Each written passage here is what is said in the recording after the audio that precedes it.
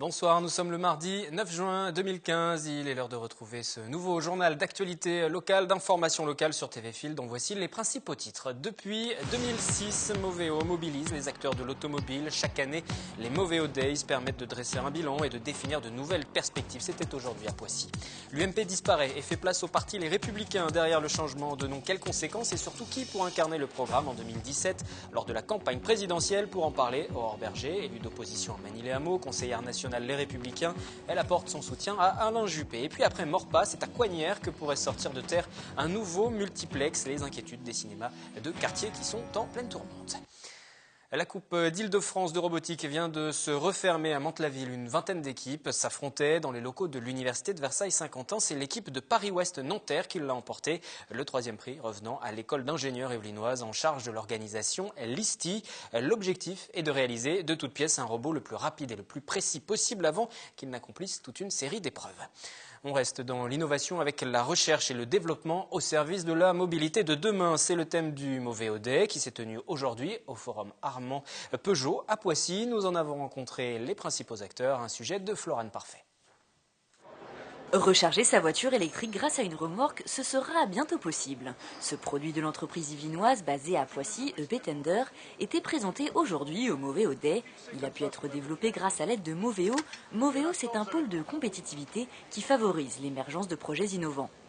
L'existence de ce type de forum et de cluster est très important. Et puis Moveo nous a aidé également, sous l'angle de la labellisation de notre projet, pour aider à accéder à des financements. Véhicules électriques, applications et logiciels intelligents ou logiciels de simulation, 24 produits innovants du secteur de la mobilité sont mis à l'honneur. Et ils sont parfois étonnants, comme ce simulateur de logiciel élaboré à Versailles. Il est configuré pour aider les constructeurs à faire évoluer leurs véhicules sur les problématiques de consommation et de sécurité. Aujourd'hui, on a vraiment un marché qui est en train de devenir de plus en plus important. On a des capteurs à bas coût comme la caméra, l'ultrason, le radar qui sont déjà de plus en plus présents dans les véhicules. Et on a un potentiel qui reste assez élevé en termes d'autres formes de perception. Un des 24 projets présentés se verra remettre ce soir une récompense, un Mobility Awards, une façon d'encourager la démarche d'innovation de ces entreprises en adéquation avec les objectifs fixés par le gouvernement. Nous voulons montrer que les pôles de compétitivité, ça fonctionne et qu'on passe vraiment du projet de R&D au produit sur le marché. Et donc c'est l'axe qu'on a voulu donner aujourd'hui à cette journée en montrant les produits issus des projets de R&D initiés grâce à Moveo et grâce à l'interaction et l'écosystème d'innovation animé par le pôle. Des innovations diffusées bientôt très largement pour les particuliers ou les professionnels. Depuis 9 ans, 375 projets ont déjà été labellisés par le pôle, dont 50% ont obtenu des financements publics. Invité ce soir de ce journal, Aurore Berger, bonsoir. Bonsoir. Vous êtes élue d'opposition Les Républicains dorénavant à Manille-les-Hameaux, conseillère nationale de cette formation. Vous étiez en charge de la refonte des statuts du numérique. L'UMP qui n'est plus Les Républicains, c'est un nouveau nom ou c'est une formation à part entière? D'autres termes, est-ce qu'on a uniquement changé l'emballage? Voilà. J'espère pas. D'ailleurs, on a été un certain nombre à écrire une tribune juste en amont de ce changement de nom pour espérer que ce soit pas juste ça. C'est-à-dire qu'on sort d'une grave crise à l'UMP. Maintenant, donc, on a changé ce nom. On ne s'appelle plus l'UMP, mais les Républicains. Où on avait un parti qui était assez sclérosé. On avait un manque de renouvellement. On avait une absence de parité. On avait un manque de décentralisation aussi du parti qui faisait que toutes les décisions, finalement, étaient prises à Paris et qu'on écoutait assez peu ce qui se passait dans les départements. Alors qu'en général, ils étaient mieux gérés que la manière dont le parti central, on va dire, était géré. Donc tout ça, ça doit se mettre en œuvre. Et ça doit se mettre en œuvre avec l'objectif des primaires qui va avoir lieu le 20 novembre 2016. Mais tout ça a changé en quelques jours. Le fait de changer de nom, ça a tout changé à l'UMP. Maintenant, avec les Républicains, tout va mieux. Alors, je dis pas que tout va mieux. Le parti n'est plus sclérosé, par exemple. Non, mais disons qu'on a eu toute une démarche aussi de refonte des statuts. Vous le disiez, moi, j'y ai participé. J'étais dans cette commission nationale des statuts. J'ai travaillé notamment sur les questions numériques auprès de Nathalie Kosciusko-Morizet. L'idée qu'elle avait, c'était déjà d'obtenir la parité au sein des instances nationales. Ce qu'elle a obtenu, et je peux vous dire que c'était pas gagné, et elle a obtenu surtout qu'il y ait un parti plus décentralisé, y compris financièrement. C'est-à-dire que maintenant, les différents départements, ce qu'on appelle nous des fédérations, pour avoir des contrats d'objectifs, de réunions organisées, de mobilisation, de cartes à faire. Et en fonction des objectifs réalisés ou non, ils auront plus ou moins de moyens. Donc ça, c'est plutôt une prime au mérite, c'est-à-dire que c'est aussi se mettre en accord avec ce qu'on prône. On n'arrête pas de prôner le travail, le mérite, il faut le mettre en place au sein du parti. La refonte qui a été menée par Nicolas Sarkozy, ça vous convient ? Vous étiez venu sur ce plateau d'ailleurs le défendre pour qu'il devienne président de votre formation. J'ai aucun problème à le dire. Moi, je pense qu'il fallait. Moi, je voulais aller au bout d'un engagement qui était un engagement militant aux côtés de Nicolas Sarkozy, et j'estimais que c'était légitime après 2 ans de fracture très forte au sein du parti, qui a failli complètement disparaître. Je trouvais légitime que Nicolas Sarkozy en reprenne la tête. Il est aujourd'hui le président du parti. Maintenant, il va falloir qu'il prouve qu'il sait organiser ce parti et qu'il sait l'organiser de manière suffisamment solide pour qu'on mène efficacement les primaires en novembre 2016. C'est-à-dire qu'avant, vous lui faisiez pleinement confiance, c'est plus le cas aujourd'hui ? Ah, il y a un peu plus de réserve aujourd'hui ? Parce qu'on aurait pu, on va venir à ce soutien que vous apportez à Alain Juppé dans le cadre de la primaire. On aurait pu imaginer que vous souteniez plutôt Nicolas Sarkozy, justement dans l'idée de fédérer, de rassembler. Je pense, si vous voulez, que la question justement du rassemblement et de l'apaisement qui doit exister, non seulement dans le parti, mais surtout dans ce pays, la personne qui est la mieux à même, de le réaliser, ça s'appelle Alain Juppé aujourd'hui. C'est la raison pour laquelle je me suis engagée à ses côtés, que j'ai intégré son équipe de campagne. Voilà, moi c'est un choix personnel. J'ai eu un choix militant auprès de Nicolas Sarkozy. Depuis que j'étais responsable des jeunes de ce département en 2005 jusqu'à son élection là, à nouveau à la présidence, d'abord de l'UMP puis des Républicains en 2015, donc pendant 10 ans. Je l'admets et je l'ai fait avec beaucoup d'enthousiasme, mais je pense qu'on est allé au bout finalement d'une séquence, d'un cycle, et que la manière dont il a commencé à engager sa campagne, le fait qu'on restreint aujourd'hui encore un peu trop, je trouve, ce parti où on fait entrer des gens qui sont plus d'une certaine frange d'une droite qui, moi, me correspond pas. Peut-être qu'elle correspond à d'autres personnes, mais moi, j'y trouve pas ma place. Donc vous êtes déçu un peu de ce qui a été fait ? Moi, je trouve... Par rapport aux engagements du début. Moi, ce qui était important, c'est qu'on ouvre le parti. Et je trouve qu'on ne l'ouvre pas et qu'on le rétrécit. Quand la première convention des Républicains qui est faite est une convention sur l'islam, je ne suis pas sûre qu'on envoie un bon signal à l'extérieur du parti, même à ceux qui ont adhéré, quand en campagne... De fait, déjà pour les primaires, Nicolas Sarkozy, de ses premières sorties, parle des repas de substitution dans les cantines. Encore une fois, je pense que tout ça ne sont pas des bons signaux et que ce n'est pas comme ça qu'on pourra poser des questions fondamentales, que sont justement les questions de laïcité et la capacité à réformer ce pays. Alors, qui pour représenter la droite en 2017 lors de l'élection présidentielle ? C'est notre question du jour. Voici quelques-unes de vos réponses. Je ne me suis pas posé la question. Ça me semble un peu prématuré. Sarkozy. Parce que c'est le chef de file du Parti républicain. Moi, j'aurais bien Juppé. Lui, il a un peu plus de classe que Sarkozy, à mon avis. Lui, Sarkozy, c'est le jeune fou.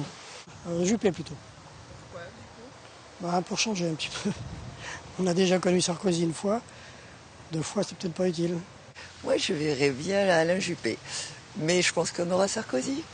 Il propose de bonnes choses, limiter les revenus des députés, limiter leur nombre, leurs émoluments. Je trouve que c'est une très bonne chose, ça ferait de grosses économies pour la France. Je suis assez mitigé, pour l'instant je suis un peu sur la garde. Bruno Le Maire, j'adhère totalement à ce qu'il dit, il me paraît tout à fait convaincant. Pour moi, c'est vraiment le meilleur, voilà. Bruno Le Maire, pourquoi pas ? Pourquoi pas, en effet. Moi, il était venu me soutenir en plus pendant ma campagne à Manille, donc moi je m'entends bien avec lui. Et c'est vrai qu'il a instauré, il a un peu capté ce terme de renouveau en politique et il est bien entouré pour l'incarner. Après, je pense que le renouveau sera surtout celui des idées. Et aujourd'hui, Alain Juppé, il travaille, il va sortir en septembre tout un programme sur l'ensemble des sujets d'éducation. Et je pense que c'est plutôt de ça dont on a besoin. On a entendu dans le micro-trottoir, ça sera Nicolas Sarkozy parce que c'est le chef de file du parti. Même si la téléspectatrice qui s'exprimait disait on aurait préféré Alain Juppé, mais bon, c'est Nicolas Sarkozy. Ça veut dire que les primaires, c'est pas encore quelque chose d'acquis ? Mais rien n'est acquis, c'est une campagne ouverte. Parce qu'il y a un bureau politique ce soir pour les Républicains, par exemple. Première secrétaire du Parti Socialiste, ce n'est pas elle qui a gagné les primaires du parti, il me semble. Donc voilà, ce sont des primaires ouvertes. Moi, ce que j'ai envie de dire à ceux qui nous regardent, c'est que vous n'avez pas besoin d'avoir votre carte dans un parti politique pour venir voter à ces primaires. Elles seront ouvertes. Et elles ne seront réussies que si on a à peu près le même taux de participation que celui des primaires socialistes, c'est-à-dire plus de 2 millions de personnes, voire peut-être même 3 millions de personnes pour que ce soit significatif. Clairement, aujourd'hui, il y a un match, quelque part, qui s'engage entre Nicolas Sarkozy et Alain Juppé, qui sont les deux candidats les plus à même de remporter cette élection. Il y a aussi Bruno Le Maire, il y a d'autres noms aussi. Il y a d'autres candidats, Nathalie Kosciusko-Morizet notamment. Mais il me semble quand même qu'aujourd'hui, le match va être entre ces deux-là et entre deux visions différentes et des pratiques et des manières de faire de la politique et aussi d'un certain nombre de sujets qu'ils ont envie de mettre en avant. Voilà, Alain Juppé, son premier thème, c'est pas une convention sur l'islam, c'est des propositions sur les sujets d'éducation. Tout à l'heure, on a évoqué ce qui avait changé avec le passage vers les Républicains de l'UMP. Il y a des choses qui ne changent pas. Il y a toujours des tensions entre les personnes aussi. Alain Juppé, qui a été copieusement sifflé lors du congrès fondateur des Républicains. Et puis, il y a eu également Alain Juppé, François Fillon, Bruno Le Maire, Xavier Bertrand, qui ont écrit une lettre à Nicolas Sarkozy pour demander, lors du bureau politique de ce soir, des clarifications dans le cadre de la primaire. Il y a des choses qui ne changent pas. Il y aura toujours des tensions. C'est inhérent à la vie politique, les tensions, on peut le regretter, mais ça ne changera pas. On peut dire en permanence renouveau. La compétition fait que ça génère des tensions. Il y a des petites phrases aussi. Le maire de Bordeaux qui a dit que Nicolas Sarkozy, quelquefois, ferait bien d'arrondir. Il y a des façons de dire les choses. C'est ce qu'il a déclaré à propos de certaines déclarations, justement. Quand il est interrogé, est-ce que vous feriez pareil, est-ce que vous diriez pareil, il est bien obligé de répondre oui ou non. Et en l'occurrence, ça ne vous a pas échappé, deux styles qui sont très différents. Après, sur la lettre qui a été envoyée à Nicolas Sarkozy et qui est co-signée des 4 candidats aujourd'hui déclarés à la primaire autres que Nicolas Sarkozy, ce qu'il demande, c'est juste qu'en effet, le parti se mette en ordre de marche pour organiser de manière efficace et sereine les élections primaires. Et puis après, peut-être, non seulement avec les Républicains, mais aussi avec l'UDI, voire le MoDem. C'est ce que vous demandez aussi avec le MoDem. Moi, je pense que tous ceux qui veulent... question parce que les rapports entre Nicolas Sarkozy et François Bayrou ne sont pas au beau fixe. Il me semble, mais après, tous ceux qui souhaitent l'alternance aujourd'hui et qui pensent qu'il y a une alternative possible à François Hollande devraient vouloir participer à ces primaires et permettre qu'il y ait une dynamique donnée à un candidat alternatif. Donc oui, moi j'espère que et l'UDI et le MoDem et d'autres peut-être plus petits partis pourraient nous rejoindre pour organiser ensemble ces élections primaires. Les primaires, ce sera novembre 2016, ensuite 2017 pour la présidentielle. C'est pas un peu prématuré là ? Il y a des régionales qui vont s'engager pour la fin de l'année. Est-ce que dans l'opinion publique, on ne va pas s'y perdre un peu ? On ne va pas encore se dire c'est un combat de chef, tout simplement ? La première bataille, c'est celle des élections régionales qui ont lieu en décembre avec Valérie Pécresse pour l'Île-de-France. Donc ça, c'est une évidence que la première bataille, c'est celle-ci. Parce que là, ça a été mis entre parenthèses avec le congrès des Républicains, les discussions... Non, c'est pas mis entre parenthèses. Valérie Pécresse est tous les jours sur le terrain dans tous les départements franciliens. Donc je vous assure qu'elle n'a pas mis sa campagne entre parenthèses. Pas pour la campagne, mais dans le cadre de la communication, ce qui ressort plus dans les médias. C'est justement ces petites phrases aussi. Mais c'est aussi les petites phrases entre les candidats. C'est votre choix éditorial de faire ressortir telle ou telle petite phrase. Vous pouvez sans souci aussi suivre les déplacements de Valérie Pécresse. Oui, mais parce que malheureusement, c'est ça aussi que vous retenez le plus souvent. C'est un peu simplificateur. Non, mais c'est vrai. Vous pouvez aller suivre la campagne régionale. Là, ce qu'il faut, c'est organiser de manière efficace le parti pour que ces primaires puissent avoir lieu. Et honnêtement, on a besoin d'une année pour pouvoir les organiser sereinement. C'est 10 000 bureaux de vote sur l'ensemble du territoire. C'est des moyens logistiques qu'il faut déployer. C'est aussi un cahier des charges sur lequel il va falloir s'entendre. Donc, évidemment, ça prend un minimum de temps. Et il faut ce temps pour que ça se passe de manière tout à fait sereine.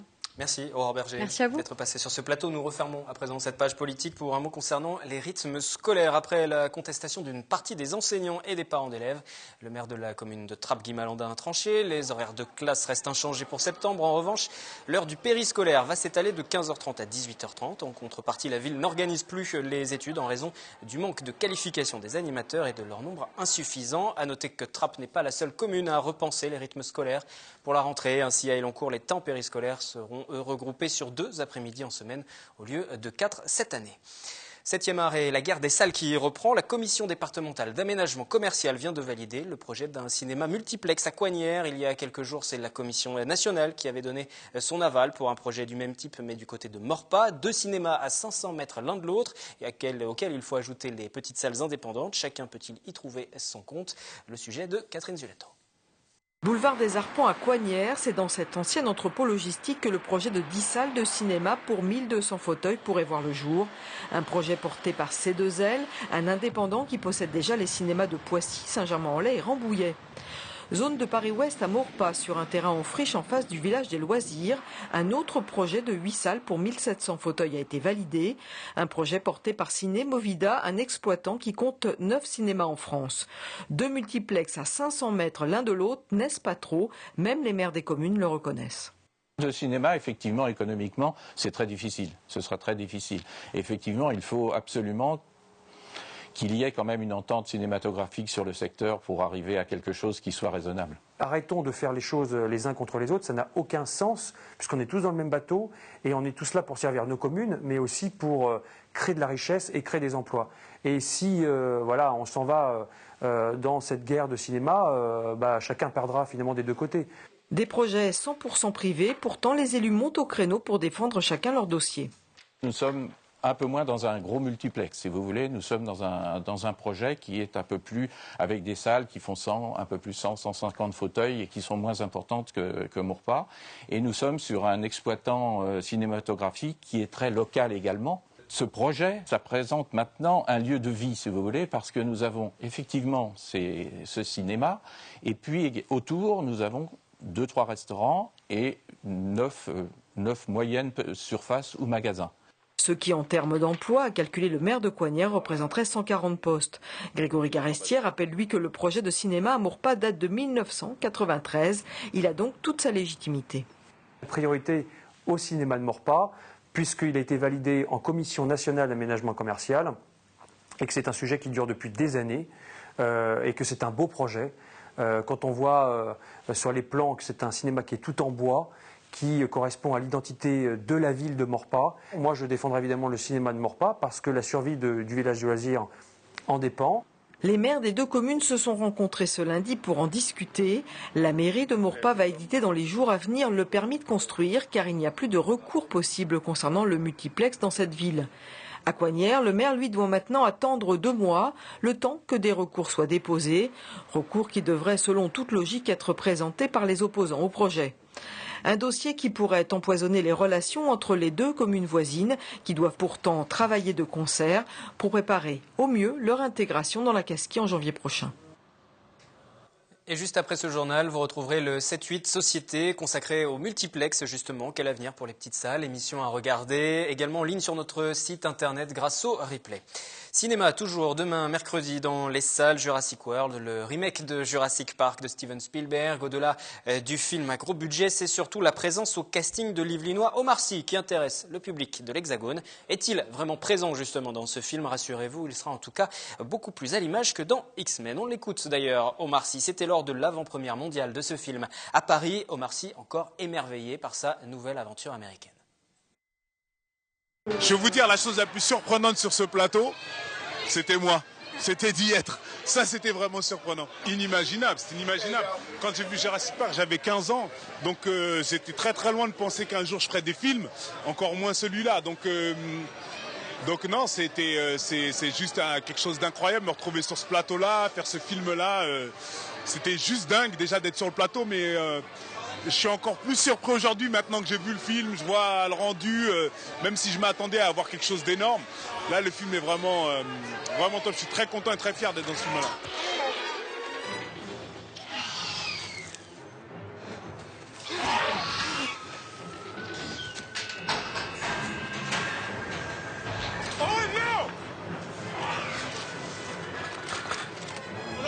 Hold your fire! Hold your fire! Do not fire! Put 12 amps in these animals, they're never going to trust me again. Blue, stand down. Stand down. Loin du parc des dinosaures, le défi nature à Saint-Quentin, en Yvelines. Nous y revenons une nouvelle fois pour s'intéresser ce soir à l'aspect santé. Les jeunes et les moins jeunes ont pu tester le canoë, l'escalade, le golf ou encore le vélo. Mais des stands sur ce thème donc de la santé et du bien-être étaient également proposés. Michael Elmidoro, William L. Le défi nature soufflait sa 8e bougie ce week-end. Les participants ont pu tester à cette occasion sur l'île de loisirs de Saint-Quentin en Yvelines une dizaine d'activités gratuitement. Au programme de cette 8e édition, du canoë, du tir à l'arc, de l'escalade ou encore du golf. La vocation, c'est de permettre à la population locale en fait, de venir découvrir aussi les activités qui sont proposées sur notre territoire. Et c'est une occasion particulière de pouvoir venir s'essayer gratuitement à ces disciplines et puis pourquoi pas après pratiquer l'une d'entre elles régulièrement. Cette année, l'accent a été mis sur le vélo en référence au championnat du monde de cyclisme sur piste organisé en février dernier à Saint-Quentin-en-Yvelines. Pour faire découvrir ce sport, des parcours ont été mis en place. Il y a 2 parcours. Il y a un parcours d'initiation, on va dire. Donc c'est juste une petite montée, un petit parcours donc très court pour ceux qui ne maîtrisent pas. Et puis après, on a un parcours qui est un peu plus long, avec des virages beaucoup plus serrés. Et c'est voilà, donc il est court. Et le but, c'est de ne pas mettre le pied au sol, bien sûr. J'ai fait un parcours bleu. Et c'est quoi le parcours bleu? C'est en fait, on doit monter une pente, après on tourne et après on doit tourner. Mais c'est un peu dur en fait. En parallèle des activités sportives, des stands sur le thème de la santé et du bien-être ont été installés. Les visiteurs pouvaient se faire masser, tester leur diabète ou encore connaître leur niveau d'activité physique. Vous avez différentes questions, voilà, indiquées ici, avec différentes réponses à remplir à chaque fois. En fonction de la réponse que vous donnez, vous avez un score qui va s'afficher. Voilà, à la fin, ce score va être accumulé et en fonction du score obtenu, vous obtenez une réponse sur un niveau d'activité physique conséquente ou non, en fonction de votre travail, de ce que vous faites à côté, du transport que vous utilisez, plus d'autres facteurs. Je pense que c'est bien plus pour les adultes en fait, voir par rapport à ce qu'on fait, ou ce qu'on pense bien faire ou pas bien faire. Au total, le défi nature a attiré plus de 800 personnes sur l'intégralité du week-end. Vu le succès rencontré cette année, l'événement sera évidemment reconduit pour une 9e édition. L'avenue Nicolas Abou accueillait quelques 700 exposants le week-end dernier lors du traditionnel vide-grenier annuel, une manifestation qui a fait le plein forcément de visiteurs avec le beau temps. Ambiance. Pas mal de choses. On se dit, purée, qu'est-ce qu'on a fait de tout ça? Alors, on met dans le vide-grenier, mais aussi on fait du tri. On se débarrasse. Donc voilà. Donc, en plus, il fait beau, c'est agréable. C'est surtout ça. On a beaucoup de choses entassées à la maison. Et donc, notre objectif principal, c'est de donner une deuxième vie aux objets. Parce que ça nous fend le cœur de juste laisser partir à la poubelle. Et donc, on passe un bon moment, on échange avec les gens. Plus de 683 exposants sont venus faire de bonnes affaires et partager un bon moment en famille. Les plus jeunes ont même pu profiter de différentes animations, dont la structure gonflable qui a eu un réel succès. Pour plaire aux parents comme aux enfants, on a installé les structures gonflables, donc toujours énormément de succès, 1 € les 10 minutes, donc c'est un prix très raisonnable, et également la pêche au canard pour les plus petits. Pour d'autres, c'était également l'occasion de fouiller un peu et dénicher la perle rare. Faire des affaires et puis pour profiter de ce beau temps et puis manifester un peu notre présence sur Montigny.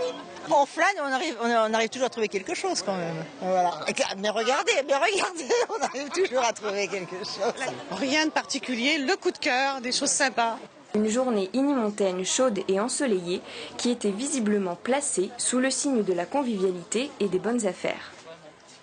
Fin de cette édition, prochain journal mercredi aux horaires habituels. Excellente soirée. On se quitte avec la bande-annonce de Jurassic World qui sera donc en salle demain, mercredi, avec notamment le trappiste Omar Sy. Il n'est pas question de contrôle. On reste là. C'est une relation basée sur le respect. Ces animaux se disent « je dois manger ». Je dois chasser. Je dois... Il y a bien un de ces besoins que vous ressentez aussi.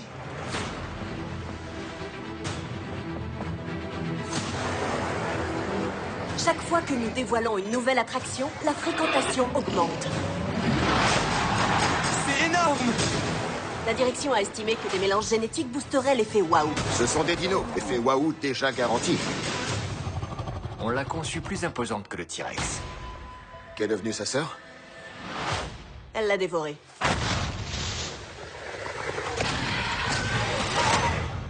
Nous avons un sujet hors confinement.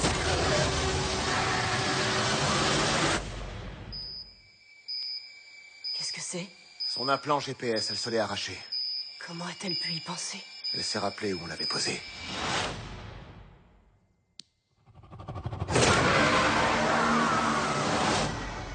Oh non. Elle tue pour le plaisir.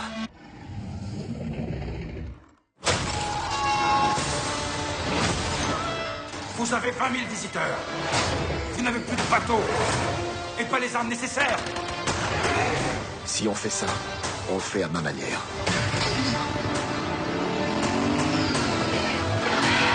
On a la cible en visuel. On l'allume.